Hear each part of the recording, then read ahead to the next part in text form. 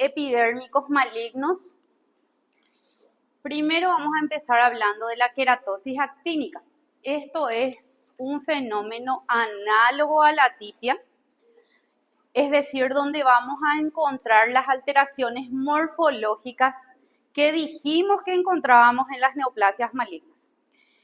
Es una displasia resultado de la exposición a la luz solar crónica, ¿verdad?, donde se asocia con formación excesiva de queratina, es decir, aquí vamos a tener una hiperqueratosis.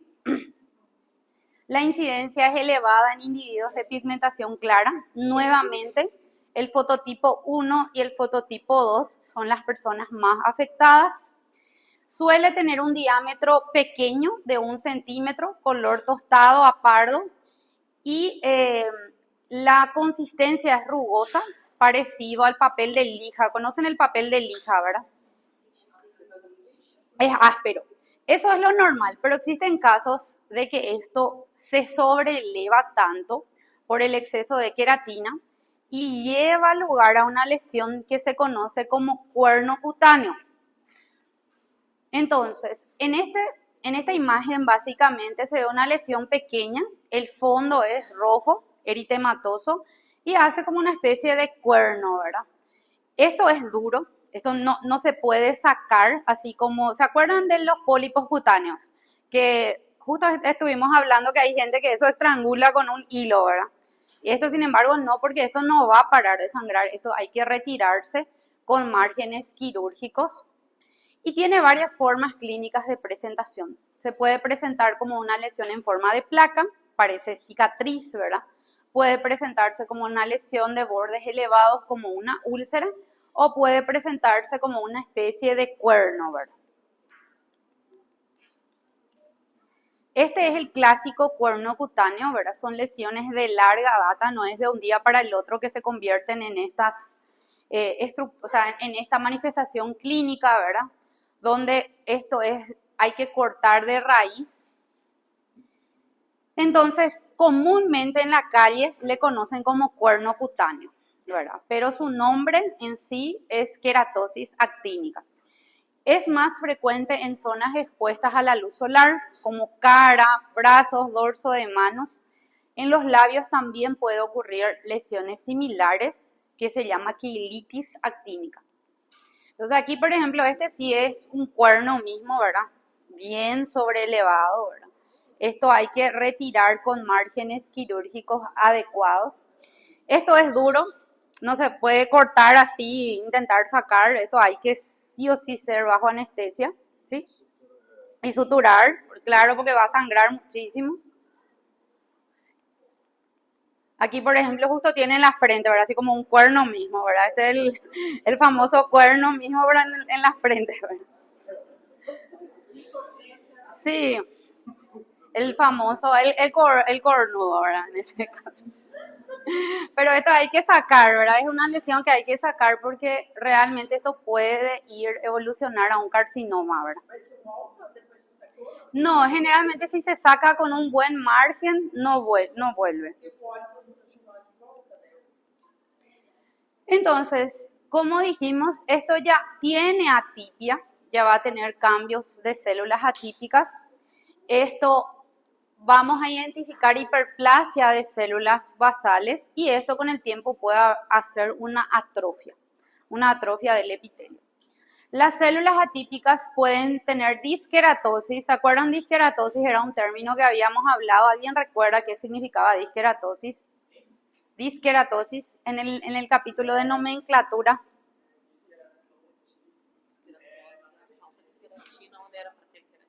Es la queratinización prematura.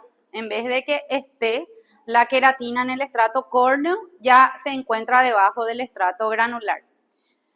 Las células entonces tienen esa disqueratosis también en contraste con el carcinoma vasocelular, donde el citoplasma es basófilo.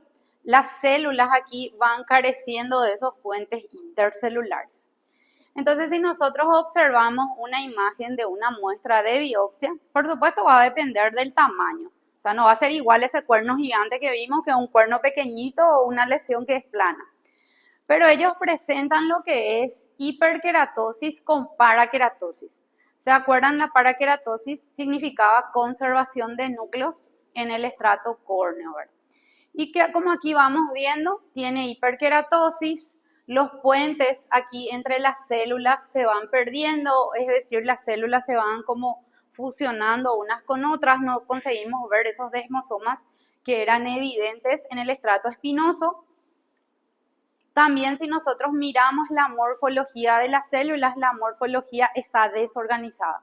Así como ustedes estudiaban, por ejemplo, en la parte de colitis ulcerosa, una lámina que ven en el laboratorio y decían, hay distorsión de las glándulas. En este caso hay distorsión arquitectural en el epitelio, donde prácticamente ya están como todas mezcladas sin esos puentes y tienen las características de atipia como la hipercromasia. Y si bien en este caso la atipia es leve, o sea, el pleomorfismo que presentan la variación en tamaño y forma de las células no es tan llamativa porque estamos hablando de una lesión en estadios iniciales. Entonces también ellos pueden tener en la dermis, sobre todo, fibras elásticas engrosadas de color azul, es decir, elastosis. El estrato córneo está engrosado, ¿verdad? Y como dijimos, se conservan los núcleos en el estrato córneo, que es denominado como parakeratosis. Ahora, si nosotros observamos allí arriba, vamos viendo la distorsión de las células, las diferentes formas y tamaños. Como dijimos, podemos tener una hiperkeratosis con acantosis, en este caso, y papilomatosis. Pero también puede ocurrir el caso de que se atrofie el epitelio, que se atrofie. Ven que esto, al contrario de que el epitelio esté engrosado, que tenga las papilas, puede llegar a ser bien finito, ¿verdad? Y por supuesto tiene un infiltrado inflamatorio crónico sobreagregado, se le llama infiltrado liquenoide. Liquenoide significa en banda, que llegan así en grupos las células, en este caso en la unión dermoepidérmica. Entonces vamos a empezar hablando ahora sí del carcinoma escamoso. El carcinoma escamoso es el segundo tumor más frecuente si hablamos de la piel. Porque en la piel la neoplasia más frecuente es el carcinoma vasocelular, que vamos a ver después. Pero si hablamos en frecuencia del organismo, es más frecuente. Porque carcinoma escamoso vamos a encontrar en varias localizaciones. Cuando entremos en pene, vagina, vulva, inclusive pulmón. O sea, carcinoma escamoso vamos a hablar en diferentes capítulos, aquella clasificación que habíamos dado en el capítulo de neoplasias. Pero en la piel, si hablamos del más frecuente, es el vasocelular. Entonces es el segundo tumor más frecuente. Si hablamos de edad, esto es más común en edades avanzadas. Y como dice aquí, es superado solamente por el carcinoma vasocelular. La luz solar es el principal factor, digamos, de riesgo, pero si hablamos de, digamos, de otras causas del carcinoma escamoso, tenemos desde úlceras crónicas, osteomielitis, cicatriz de quemadura que se llama úlcera de Majorlin, que se vio que esto predisponía a carcinoma escamoso en un 80 a 90%. Y también a vasocelular, pero en 1 al 25%. También se habla de radiación ionizante y en la cavidad oral el tabaco como causa de carcinoma escamoso. Porque después vamos a entrar a hablar de tumores de la cavidad bucal cuando empecemos digestivo y ahí también el carcinoma escamoso es el más frecuente. Esto es una úlcera de Majorlin. Las úlceras de Majorlin son úlceras que ocurren después de una quemadura grave donde, digamos, es un terreno fértil para desarrollar carcinoma escamoso en primer lugar y en segundo lugar también vasocelular. Dijimos vasocelular 1 a 25%, escamoso 80% aproximadamente. O sea, es una cifra bien alta del carcinoma escamoso comparando con el vasocelular. La causa exógena más común Entonces, si vamos a hablar de carcinoma escamoso, es la exposición a la luz solar. O sea, cuando hablábamos de en las primeras clases de fototipos de piel, cuando hablábamos, por ejemplo, y decíamos, es más frecuente en personas con piel bien blanca, ¿verdad? No es solamente el melanoma. También están estas neoplasias que son consideradas de la epidermis, ¿verdad? Que son el escamoso y el vaso celular. En inmunosuprimidos también puede desarrollarse como consecuencia de una quimio o trasplante de órganos. Y también en personas con xerodermia pigmentosa. Esta es una patología rara, es una patología genética donde las personas tienen la piel muy sensible y son predisponentes por herencia a desarrollar este tipo de neoplasias. Ellos prácticamente tienen que estar cubiertos todo el tiempo, protegerse, ¿verdad?, de lo que es la luz solar, porque ya tienen esa condición de que esto puede en algún momento desarrollar estas neoplasias. Cuando hablábamos del carcinoma de células escamosas, de acuerdo a la clasificación, ¿en qué capa se originaba esto? Vamos a hacer ahí un cuadrito.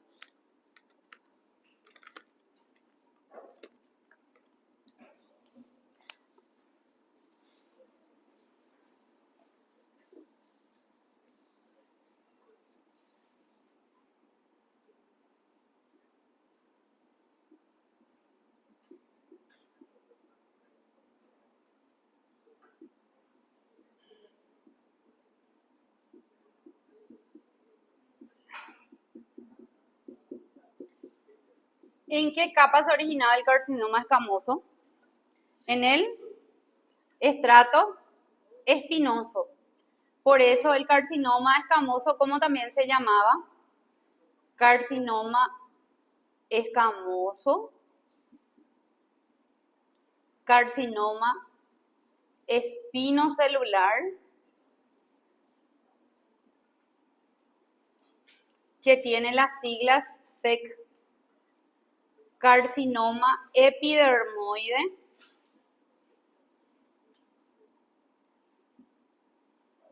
también es otro de los términos.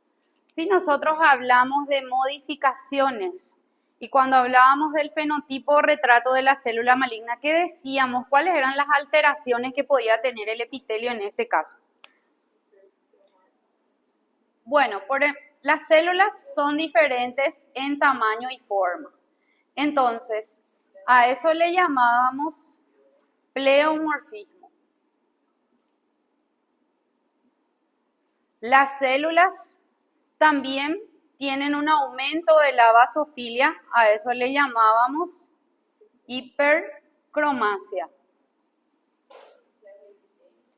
La célula podía presentar más de un núcleo, a eso le llamábamos alteraciones arquitecturales y celulares, ¿verdad? O por ejemplo, el núcleo podía ser muy grande para su citoplasma, ¿verdad? O podía tener más de un nucleolo o nucleolo evidente, ¿verdad? Mitosis, ¿verdad? Pero si esto está confinado, mitosis elevadas, aquí, en el epitelio, ¿cómo se llamaba eso? Carcinoma in situ. In situ es aquel que está en el epitelio. Ahora, si rompe la lámina basal, ¿cómo se llama? Y penetra en lo que es, en este caso, si hablamos de piel, en la dermis superficial, en la dermis profunda, ¿cómo se llama? Ahí era carcinoma invasivo o infiltrante. Y ahí es donde se usa la clasificación que habíamos hablado de grado 1, 2 y 3. Entonces, si nosotros hablamos del carcinoma de células escamosas, se origina en la segunda capa de la epidermis, en el estrato espinoso. Y esto clínicamente, como aquí nos muestra la representación esquemática, se manifiesta como una lesión nodular ulcerada, de bordes sobreelevados. Esto no duele. Las neoplasias, recuerden, no duelen, a no ser que ya sea avanzado. Si es avanzado, ahí es cuando hay compromiso de nervios y ahí sí puede doler. O si está infectado. Pero las neoplasias no duelen, no son dolorosas, ¿verdad? Por eso es que muchas veces el paciente no consulta, tiene una lesión ahí, pero no le está doliendo, ¿verdad? Entonces se origina en la capa de células espinosas o estrato de Malpighi de la epidermis. Tiene potencialidad de dar metástasis. Esa es una gran diferencia con el carcinoma vasocelular, donde el carcinoma vasocelular sí puede hacer metástasis, pero el porcentaje de hacer metástasis es bajo. ¿Qué significa eso? La probabilidad de que haga metástasis es muy bajo. Sin embargo, esto apareció y generalmente hace metástasis, ¿verdad? Ahora, esto, como habíamos definido, in situ significa que está aquí en el sitio, en el epitelio, ¿verdad? Y de acuerdo a la localización recibe un nombre. Por ejemplo, queratosis actínica se le llama en la piel. Cuando entremos en lo que es femenino, masculino, vamos a ver que eritroplasia de Chiari es un nombre que se le da, o enfermedad de Bowen si está en el pene, vulva, cavidad oral. Leucoplasia también es una forma de manifestarse, ¿verdad? Como una lesión invasiva que posteriormente desarrolla un carcinoma verrugoso. Topográficamente, si hablamos de la piel, porque recuerden, estamos en el capítulo de piel ahora, esto después vamos a ver cuando entremos en vulva, vagina, pene, ¿verdad? Aquí es en cara, lo más frecuente, 70% en cualquier parte del rostro, 30% restante en cualquier otra parte del tegumento, brazos, cuello, espalda, etcétera, ¿verdad? No solo en la piel esto se encuentra, por eso yo les dije que aquella clase era una clase elemental, la clase de nomenclatura de neoplasias, porque a partir de ahí es como una llave que abre las demás patologías que vamos a ir estudiando. En esófago vamos a hablar de carcinoma escamoso, en cuello uterino, en el epitelio bronquial, en las uniones mucocutáneas, labios, genitales externos, canal rectal, en la boca. El 95% de los cánceres de la cavidad bucal es escamoso, siendo más frecuente en el labio inferior y en la lengua. Entonces, enfermedad de Bowen se llama el in situ escamoso, una forma temprana de presentación en el pene, por ejemplo, ¿verdad? O en la vulva. Y como dijimos, los cambios van a estar representados cuando se habla de un in situ en el epitelio sin romper la lámina basal. Eso es in situ. Ahí vamos viendo células atípicas, células con morfología diferente y con aquellos cambios que le llamamos retrato de la célula maligna. Ahora, si nosotros miramos este epitelio, por ejemplo, ¿les parece? Si yo les digo, esto es piel, es una biopsia cutánea. ¿Les parece que hay una organización arquitectural? No, ¿verdad? Entonces, lo primero que tenemos que darnos cuenta es que hay una distorsión arquitectural en el epitelio. La piel, que era un epitelio plano, estratificado, queratinizado, ¿verdad? Aquí está totalmente desordenado. En segundo lugar, es evidente la diferencia en la forma, porque aquí vemos una célula, por ejemplo, redonda, grande, células fusiformes y otras células que son más pequeñas. O sea, existe una variación en la forma y el tamaño. ¿Qué color vemos los núcleos? Bien oscuros, o sea, son hipercromáticos. Y si nosotros vamos acercando la lámina, vamos a ir viendo la morfología diferente en lo que es el epitelio. Eso por una parte, por una instancia, ¿verdad? Pero si en este caso, esto nosotros pintamos, se pinta con tinta china, esto que ven aquí de color negro es tinta china. Y si está limitado a la lámina basal, esto es la lámina basal, esto se considera un in situ, está en el epitelio. Por ejemplo, aquí vemos la tinta, ¿verdad? Esto es la membrana basal. Aquí vamos viendo las alteraciones. Por ejemplo, aquí se ve un nucleolo evidente, ¿verdad? Parece un ojito. Vamos viendo células fusiformes, células redondas, células de diferentes tamaños y formas, y aquí inclusive hay una mitosis atípica, ¿verdad? Parece como una estrellita, ¿verdad? Entonces, todos esos cambios entran en la categoría de fenotipo o retrato de la célula maligna.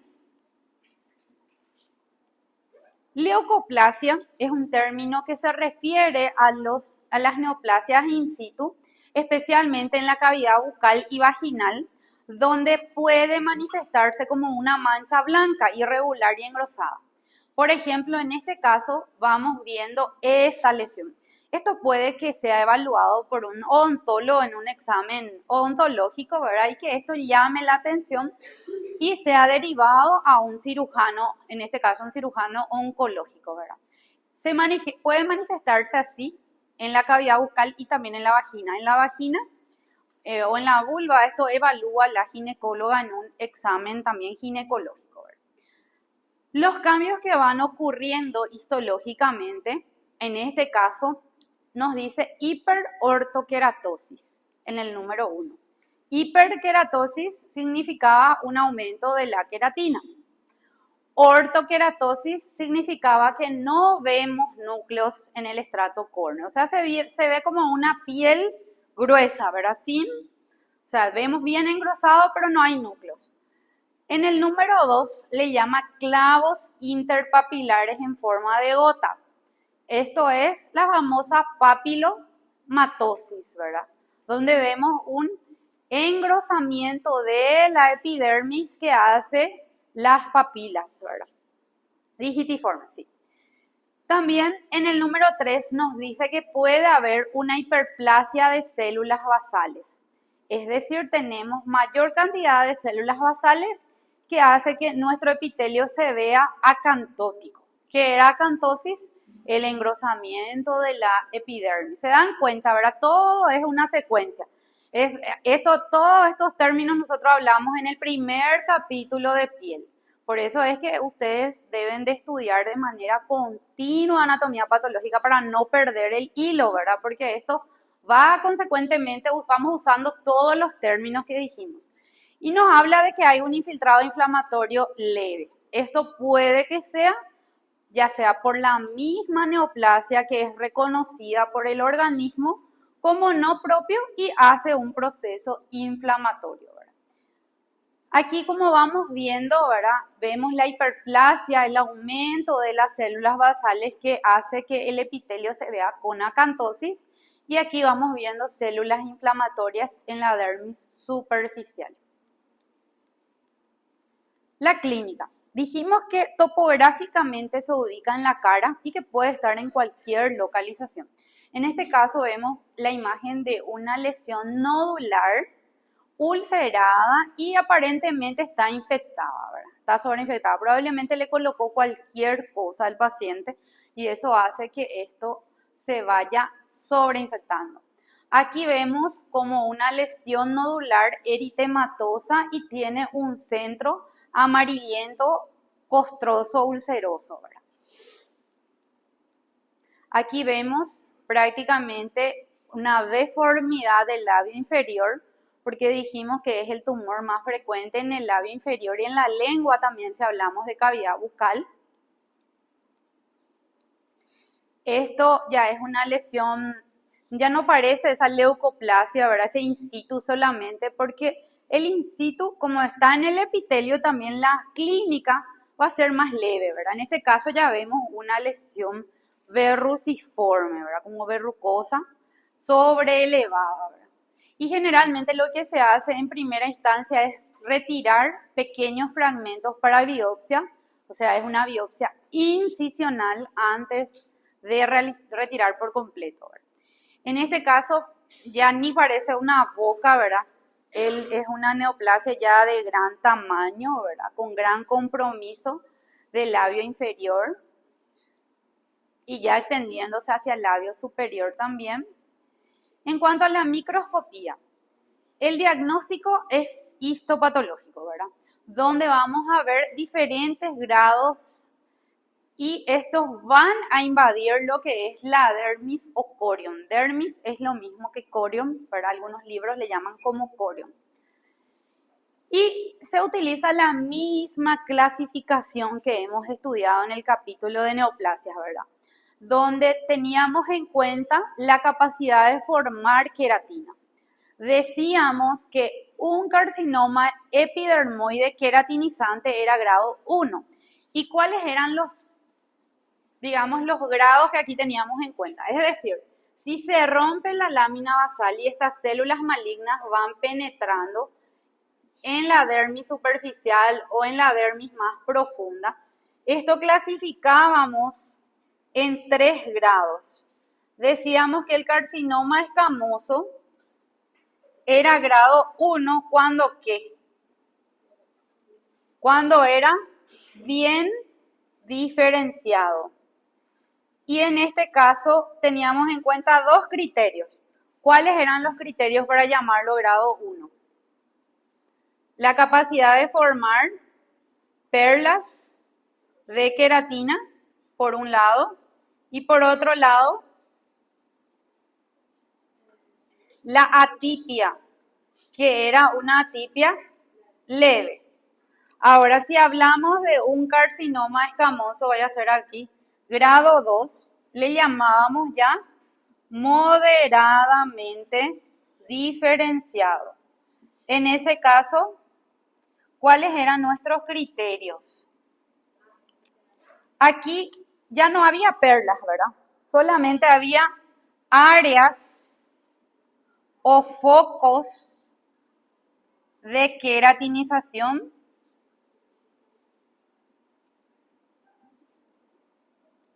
y la atipia, ¿cómo era? Era una atipia moderada. Ahora, en el grado 3 ya hablábamos de una neoplasia pobremente diferenciado. Y en el pobremente diferenciado, ¿qué teníamos en cuenta? Ya no hay queratinización. Y la atipia también es una atipia pobre, ¿verdad? Una atipia severa, una atipia bien llamativa.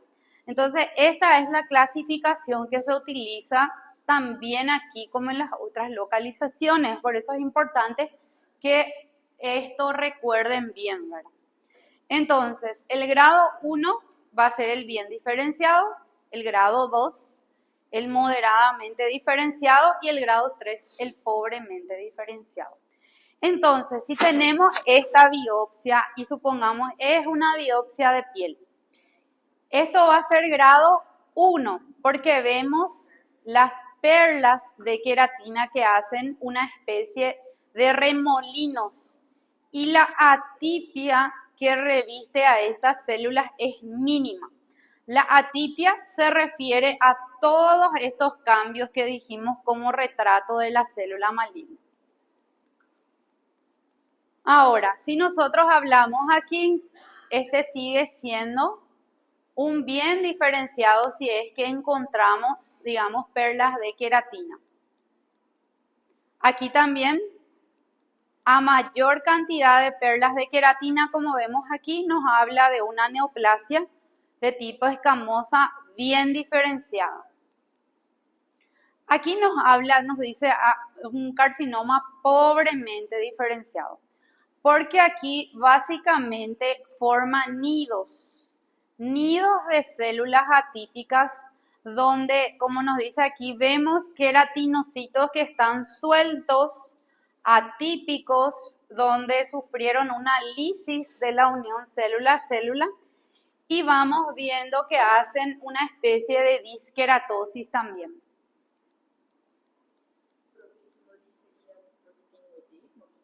Sí, hay edema, el espacio que siempre los espacios son áreas de edema, pero aquí básicamente hay como una lisis de la unión célula-célula. Si hablamos de edad, aparecen en mayores de 50 años. Esas son las personas más predispuestas y sobre todo personas que tienen antecedentes de exposición solar crónica. Trabajadores que, digamos, día a día están bajo el sol, ¿verdad? Como constructores, agricultores, ¿verdad? Pacientes con antecedentes de heridas o úlceras crónicas, así como también habíamos hablado de las úlceras de Majorlin como antecedente de quemaduras. Las formas invasivas entonces son las que rompen la membrana basal y se van iniciando como pápulas que van evolucionando a placas, verrugas o nódulos clínicamente. Es decir, el paciente les puede decir, primeramente tenía como una manchita, como una lesión sobrelevada y esto es lo que hay actualmente. Entonces, esto varía. Puede ser una lesión pequeñita o como puede llegar a ser una lesión gigante como la que vimos en la boca del paciente, ¿verdad?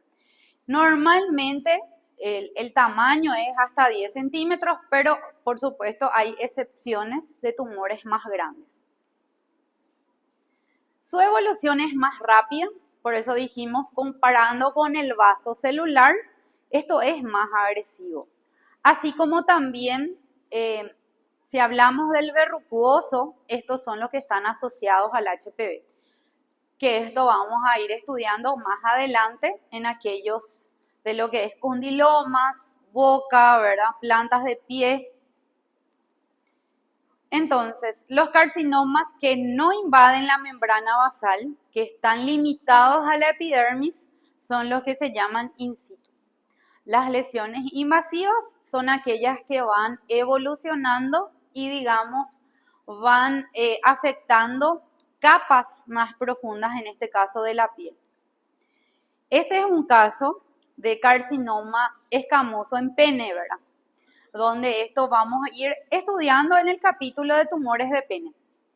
Donde, como ustedes ven, esto por supuesto está totalmente sobreinfectado, es una lesión de gran tamaño y estos van a cirugías que se llaman falectomías. Se tiene que retirar el pene en su totalidad, inclusive, ¿verdad? Y generalmente son pacientes jóvenes. Con el HPV. Estos son los que están asociados con el HPV.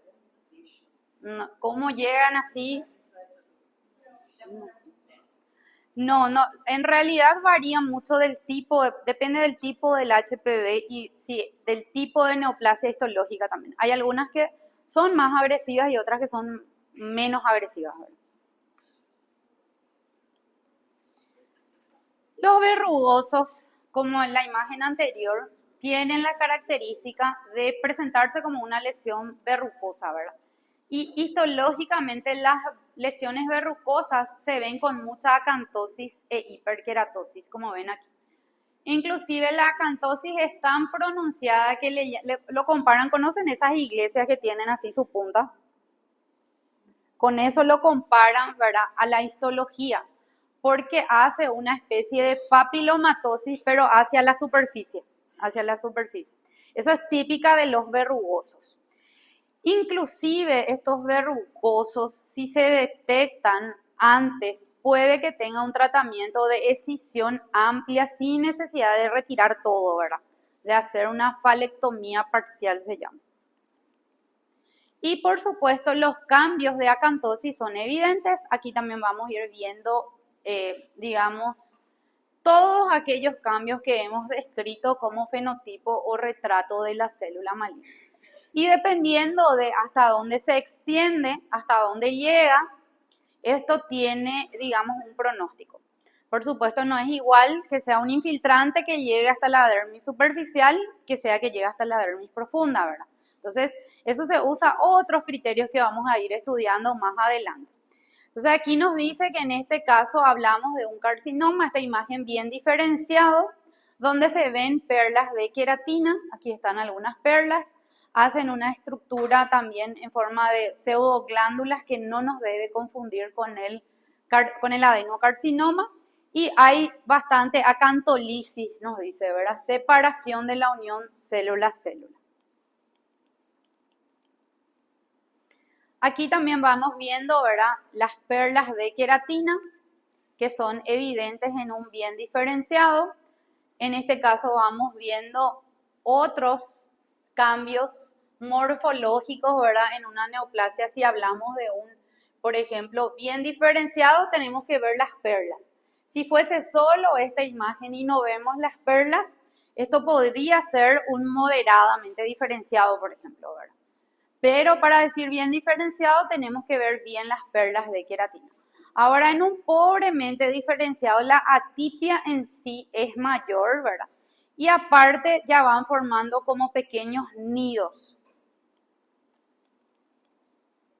Su diagnóstico diferencial es lo que habíamos visto en la clase pasada, el queratoacantoma y también el carcinoma vasocelular que vamos a estar hablando en un ratito. ¿Cuál es el tratamiento? El tratamiento es quirúrgico, es extirpar, y ahí es donde les voy a mostrar la cirugía de Mons que es utilizada y puede hacerse con o sin tratamiento ganglionar. Esto hay varias formas, ¿verdad?, de intentar extirpar con electrocoagulación, con criocirugía, aplicando el frío, etc. Pero lo más habitual, o sea, lo que más se hace en la práctica es retirar con márgenes adecuados. Eso es lo que más digamos, es la metodología más común. Esta es la cirugía de Mons. Sería lo ideal, ¿verdad? Sobre todo en aquellas ubicaciones que estén, por ejemplo, en la nariz, en la cara, cerca del ojo, en el canto del ojo, ¿verdad? Porque esta cirugía permite extirpar solamente el tejido comprometido, ¿verdad? Y entonces no vamos a retirar un exceso de tejido. Es decir, si hablamos de una cirugía con márgenes adecuados, hablamos de que en cada margen ellos van dejando, por ejemplo, 2 centímetros, 3 centímetros, 2 centímetros, ¿entienden? ¿Verdad? 3,5. Entonces hacen un cálculo, digamos, aproximado para asegurarse de no entrar en una segunda cirugía. Porque si nosotros informamos márgenes comprometidos, tienen que volver a ampliar el margen, ¿verdad? Entonces, esto sería lo ideal. Esto se hace cuando el paciente está en quirófano, ¿verdad? Está bajo sedación y se extirpa, como ven ahí, el cirujano extirpa una primera capa, una primera camada. Nos lleva rápidamente a nosotros a patología, donde se hace, digamos, una tinción rápida, como una extemporánea. Y nosotros vamos mirando ya en el microscopio si hay o no lesión. Si decimos si hay lesión, ellos van extirpando una segunda camada. Después nos lleva de vuelta, decimos hay tumor, tienen que extirpar una tercera camada hasta que se extirpe por completo. ¿Cuál es la ventaja? La ventaja es de que no se va a extirpar un exceso de tejido, ¿verdad? O sea, la cicatriz no va a ser muy grande. La desventaja es que es muy costoso. Es muy costoso, dura muchas horas y generalmente los pacientes no se hace mismo por, digamos, por público. Generalmente se hace por privado. Y es bastante alto porque esto puede durar todo un día, ¿verdad? Es bastante el costo que cobra tanto el patólogo como el cirujano, ¿verdad? Porque puede llevar todo el día inclusive, ¿verdad? Por eso es que no se usa mucho, pero la gente que puede, ¿verdad? Paga y se hace esto donde uno asegura la extirpación total y sin que haya un exceso de tejido. Esto también se puede aplicar para melanoma y para vaso celular que vamos a ver en un ratito. ¿Alguna pregunta de carcinoma escamoso antes de pasar a vaso celular que tengan? Bueno, el carcinoma vasocelular, como hemos dicho, vasocelular nace del estrato basal, ¿verdad?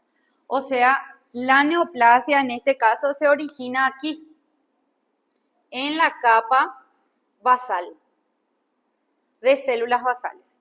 CBC es la sigla de carcinoma vasocelular o de células basales y es la neoplasia más común en la piel. Por lo tanto, en algún momento de su práctica que ustedes roten en cirugía mismo, van a ver esta neoplasia porque es muy común. Entonces, esto se origina en la epidermis como también en los anexos, en el folículo piloso. puede originarse. Es destructiva, local y rara vez hace metástasis. También se le llama basalioma de células. Basalioma, carcinoma de células basales o vasocelular. Esto se localiza también en áreas expuestas, o sea, de exposición solar crónica. Aparece entre la sexta y séptima década de la vida con afectación igual en ambos sexos. Esto puede ocurrir inclusive en pacientes más jóvenes, ¿verdad? 50 años igual puede llegar a ocurrir dependiendo de la genética y del fototipo de piel del paciente, ¿verdad? Como dice ahí, aunque hay tendencia a presentarse cada vez más en grupos de menor edad, la exposición a la luz solar, el fototipo, la inmunodepresión o radiaciones ionizantes son factores de riesgo para estas patologías. También se localiza más frecuentemente en la cara, la región facial, 90%, y 10% en cuello, tercio superior del tórax. También puede aparecer en otros lugares. Morfológicamente se presenta como un nódulo que se va ulcerando o una placa o una lesión pigmentada. Se le conoce dermatológicamente con el nombre de rodete perlado. Les voy a mostrar después por qué. Con telangiectasias. Esta es la imagen clásica. Rodete, ¿conocen el rodete? Rodete es lo que tiene, a ver un poco, voy a usar la cámara acá. Rodete sería esto, hacer, las mujeres que usamos mucho. ¿Cómo le llaman? Coqui. Coqui. ¿Por qué rodete? Porque hace ese aspecto de nódulo, ¿verdad? Una lesión sobrelevada. Perlado porque es brillante, parece una perla. Brilla esto, la superficie externa. Y telangiectasia porque tiene pequeños vasos que se ven en la periferia. Esa sería la forma clásica y quiero, o sea, es el día de mañana que ustedes, si ven un paciente, ustedes hagan el diagnóstico clínico. Si tienen esta imagen, porque esto no siempre va a ser así. Esto es lo clásico. Y que ustedes sospechen de que esto sea un carcinoma vasocelular ante la imagen de una lesión nodular o en rodete perlado, nodular brillante con pequeños vasos en la periferia. Por supuesto, esto también puede que sea, no lo clásico, sino que sea esto que le llaman ulcus rodens. Ulcus rodens significa como comido por roedores. Roedores son ratas, ¿verdad? Es como que la piel desfigura la cara, como ven aquí. Tampoco me pregunten cómo llegó a esto, ¿verdad? Porque aquí prácticamente parece que se le comió el ojo, ¿verdad? De un lado. Y esto puede destruir, inclusive, no solamente comprometer hipodermis, puede llegar hasta músculo, hueso inclusive, ¿verdad? Por supuesto, depende de la evolución del paciente y del tiempo que tarde en la consulta. Este también es otro caso de ulcus rodens, ¿verdad? Donde prácticamente toma toda la piel, ¿verdad? Esto, según la dermatología, se clasifica en formas clínicas de presentación diferentes. Y según la histología, esto no se grada tampoco. No es que vamos a decir carcinoma vasocelular grado 1, sino que decimos tipos histológicos. Entonces el carcinoma vasocelular es otra de las neoplasias que no se grada. ¿Tiene buen pronóstico? Sí, este sí tiene buen pronóstico, sobre todo si no es el ulcus rodens el que vimos, el que invade todo, ¿verdad? Según la clínica, tenemos la forma exofítica, donde se ve un nódulo, un área que imita un quiste, pseudoquiste, o vegetante. El plano que se ve como una cicatriz, ¿verdad? Que le llaman esclerodermiforme. Esclerodermiforme viene de la palabra esclerodermia, que es una colagenopatía. No sé si ya llegaron a desarrollar en fisiopatos, ¿verdad? En microdermograma no contempla, ¿verdad? Esclerodermia, pero es una enfermedad del colágeno. Ulcerado o terebrantes, que es el ulcus rodens, que es lo que acabamos de ver, los más agresivos. Y el mixto, que puede verse como un nódulo ulcerado o una lesión pigmentada.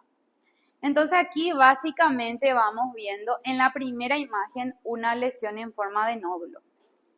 Una lesión nodular, ulcerada o en rodete perlado que tiene los vasos en la periferia. Este es el clásico. Después tenemos esto que es el plano, ¿verdad? Donde se ve como una lesión en forma de placa, de cambio de coloración, que a veces cuesta un poquito llegar al diagnóstico con esta imagen clínica, ¿verdad? El tipo cicatricial que nos recuerda parece una cicatriz misma, ¿verdad? Pero el paciente no recuerda que haya tenido ningún tipo de trauma en esa localización. Y aquí tenemos varias formas de presentación. Nodular, que es la clásica, la brillante, ¿verdad? Puede estar pigmentada, donde debemos de realizar el diagnóstico diferencial con el melanoma, ¿verdad? Ulcerada, donde tenemos que hacer diagnóstico diferencial con varias patologías que hemos ya dado, ¿verdad? Superficial, ¿verdad? Donde se ve como una mancha o placa. Y morfeiforme o esclerodermiforme es lo mismo. Son colagenopatías que nos dejan ver como si fuese una cicatriz. Entonces esta es la forma clásica, la forma nodular, donde se ve que es un nódulo ulcerado brillante con pequeños vasos en la periferia, lo que le conocemos como rodete perlado. Esto van a volver a dar en dermatología el año que viene, donde aquí también vamos viendo los pequeños vasitos, ¿verdad?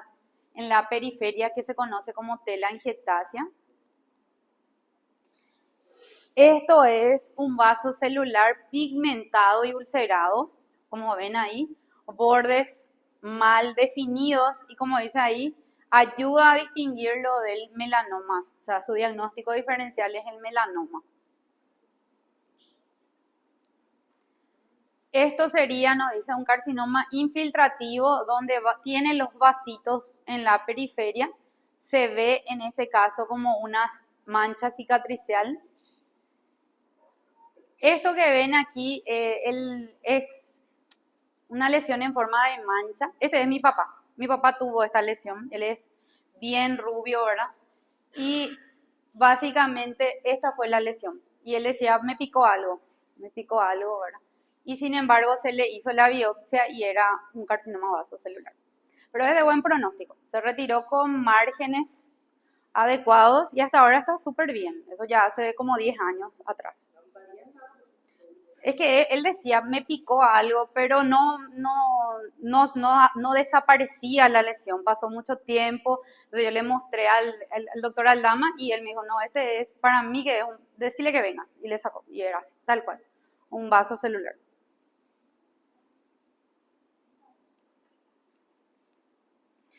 Vaso celular viene del nombre basaloide y esta es la composición histológica de las células basales.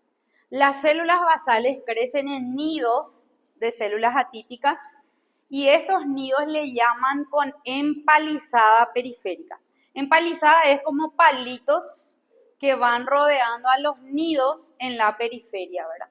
Y hacen una disposición como si fuese que están compactos, juntos.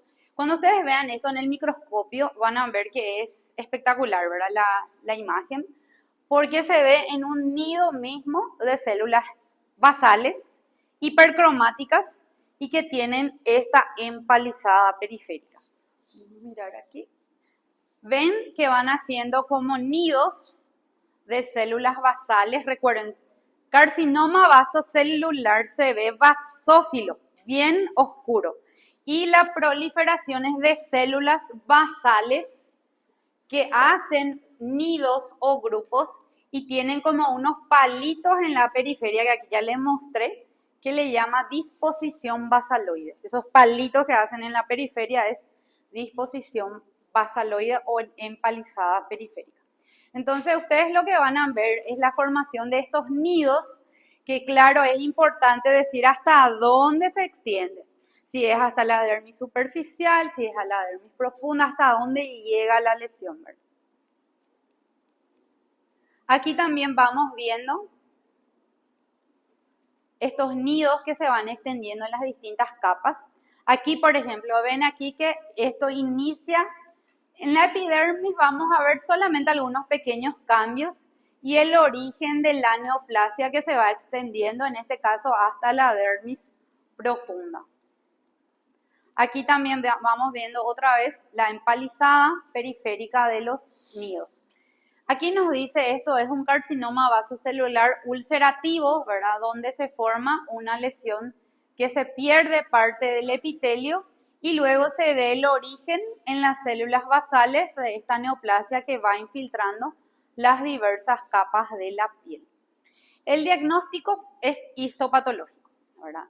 El diagnóstico que habíamos visto es la proliferación de células basales que están en nidos, tienen una marcada atipia. Como dijimos, esto se puede originar en el folículo piloso y su diagnóstico diferencial son patologías que ya vimos: nevus, melanoma, carcinoma escamoso o escamocelular y tumores anexiales.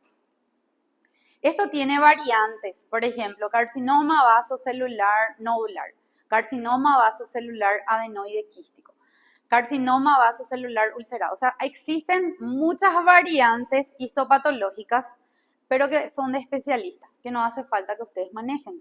O sea, más bien si hacen dermatología, sí, ¿verdad? O si hacen anatomía patológica, sí. Tienen que saber las variantes, ¿verdad?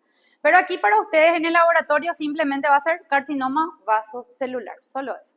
Pero quiero que sepan que existe variantes, ¿verdad? Este, por ejemplo, nos dice es un carcinoma vasocelular adenoide quístico porque tiene estas áreas quísticas, ¿verdad? Entonces, eso ya son morfologías. Este, por ejemplo, es carcinoma vasocelular pigmentado porque tiene estos pigmentos de melanina que hay que hacer diagnóstico diferencial con melanoma. Aquí, por ejemplo, nos dice carcinoma vasocelular queratótico y que tiene estas áreas quísticas. Pero este es el clásico y es la imagen más linda, digamos, de carcinoma vasocelular, donde se ve la epidermis y se ve que se origina en esta capa, en el estrato basal. Nace un nido de células basales empalizada con estos palitos en la periferia y que en el centro vamos viendo esas células bien basófilas atípicas. Ahí vamos viendo los palitos en la periferia.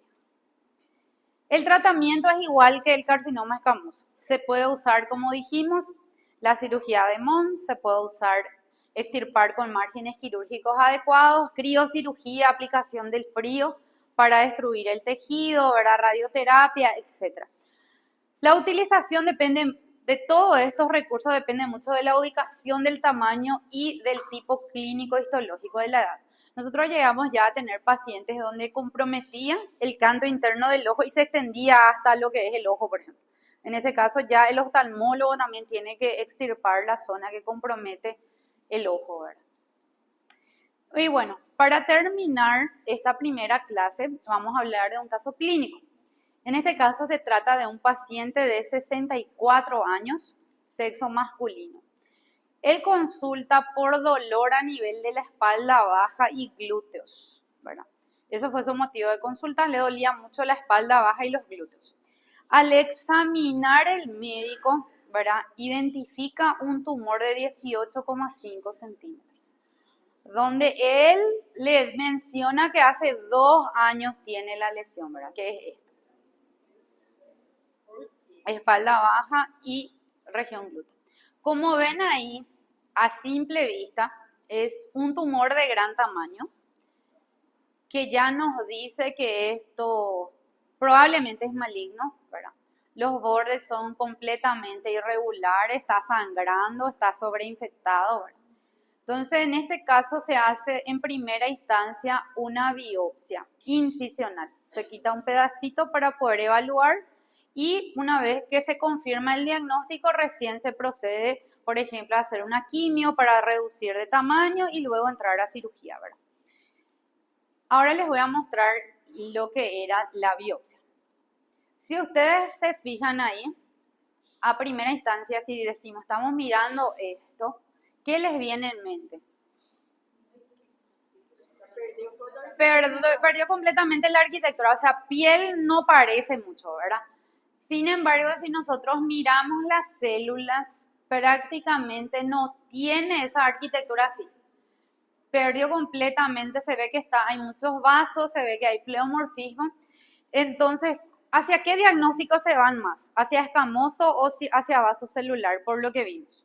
Vaso celular no es, ¿verdad? No vemos ninguna empalizada, tampoco estamos viendo células basófilas.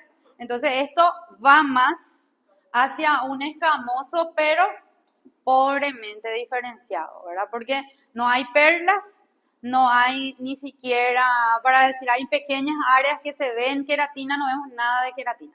Entonces nuestro diagnóstico es escamoso pobremente diferenciado grado 3, en este caso, ¿verdad? Entonces, hasta ahí es esta clase. No sé si tienen alguna pregunta.